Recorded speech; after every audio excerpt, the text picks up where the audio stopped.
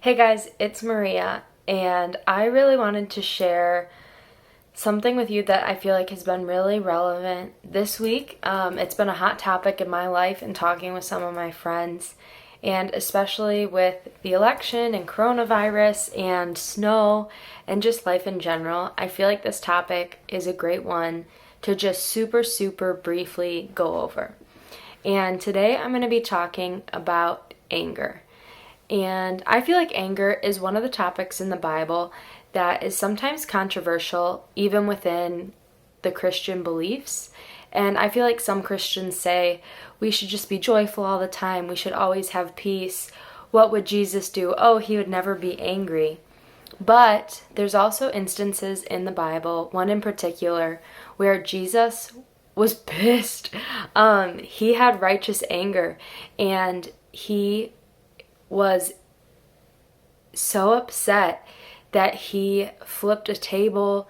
I mean, he had righteous anger. And I think that's a really good reminder that Jesus was fully God, but he was also fully man. And so Jesus experienced all of the emotions that we experience. He experienced love, he experienced anger, he experienced everything. He was fully human. And so he knows what it's like to be a human, to feel different emotions. And he was fully God and fully human, which is a topic for another day.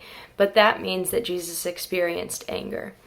And one of the verses that I want to focus on today is Ephesians 4:26. And this reads, "In your anger, do not sin. Do not let the sun go down while you are still angry, and do not give the devil a foothold." And I feel like this is something that you even hear in our culture across lots of different beliefs, is like, don't go to bed upset, especially like if you're married. I've heard that as marriage advice of never go to bed angry, always talk things out. And I feel like that's what the Bible says as well. Do not let the sun go down while you're still angry. It doesn't say you'll never be angry. It doesn't say you'll never experience that emotion, but it does say you need to deal with it. For me, growing up, I never wanted to deal with my anger. I think a lot of people would say, "Oh, Maria, you're so bubbly, you're so happy," but I would just take my anger and shove it in the closet. I'd sweep it under the rug, and I would not deal with it. And so night after night, I would go to bed angry, wake up and put a mask on and not address the problems in my life. But that's not what the Bible says to do. It says to not go to bed angry. And anger, one of the reasons that it's such a problem is because it causes us to sin. And when we have that sin in our life, that gives the devil what's called a foothold. It's almost like a reason that he can be there. And so it's really, we have to be careful with our anger. But the Bible does say in your anger. It doesn't say you won't experience it, but it says when you get upset, you need to deal with it. And so I just wanted to share some tips and tricks that I feel like I've learned throughout my life on how to deal with anger, and hopefully you can apply some of them to you. And maybe if you're not angry now or you're not actively experiencing it in your life, you'll remember this later on, maybe someday when you do get upset. So, number one, I think my biggest piece of advice when dealing with anger would be to pray. And sometimes it's hard. Sometimes God is the one you are angry at, but I would say always pray about it. Sometimes I've been so angry and I don't even know what to say to God that I'll like go on a run and find a place where no one's around and just scream. Or like if I'm at my house, like, "What the heck, God?" And I'll yell at him and say, "Hey, I'm pissed." But talking to God is the best way to realize where you're at. I feel like whenever I'm talking with God, I like almost get to a deeper understanding. So I'll start off saying, "Oh, I'm so upset. Why is this happening?" And then as I pause and listen, or finally get so tired from screaming, that's when God has an opportunity to respond, and he'll soften our hearts and say, hey Maria, maybe you're actually upset about this. Or hey Maria, that wasn't their intention. You just misunderstood. This person was actually trying to help. And I feel like God just gives this supernatural peace sometimes. Sometimes it's not him speaking, but advice number 2 would be to talk to other people. God has put so many different people in our lives to talk with us, to be able to walk with us.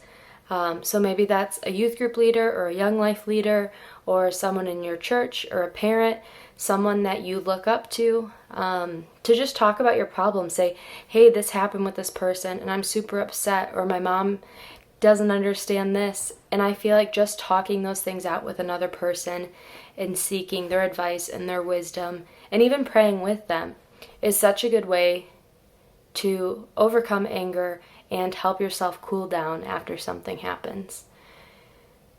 Sweet. Option 3, or advice number 3, would be to pause. And this one is the hardest for me, but I feel like it's almost the most effective.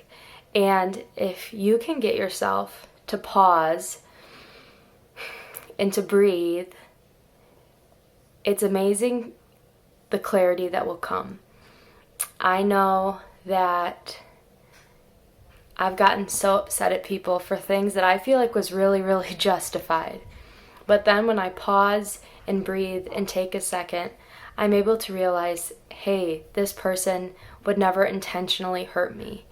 Hey, this person I know to be a good person, so maybe I should ask them why they said that, or maybe I should ask them why they did that, instead of just assuming. So advice number 3 would be to think about the person, think about their intention. Most of the time, people aren't intentionally trying to piss us off or upset us.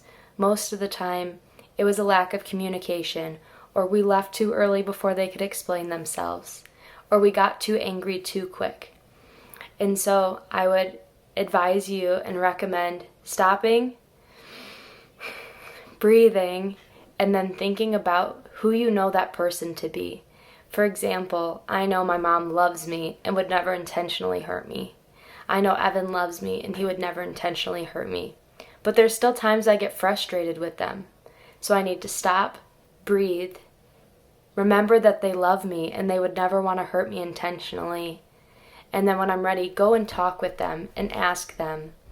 Because I feel like every single situation in my life, even the really crappy ones, have all been worked for my good. And I know God's in control of that and it's all in his timing. But I feel like he has really taught me as I've grown up how good it is to slow down, breathe, think about the intention, pray and talk with God about it, and then go to that person. The Bible says, do not let the sun go down while you're still angry. And I would really advise you to follow that, because God knows what's best for each and every one of us and loves us all so incredibly much. I hope this helps and maybe applied to 1 or 2 of you, but hopefully I get to see you soon. And always feel free to comment different things you'd like me to talk about or different questions that you have.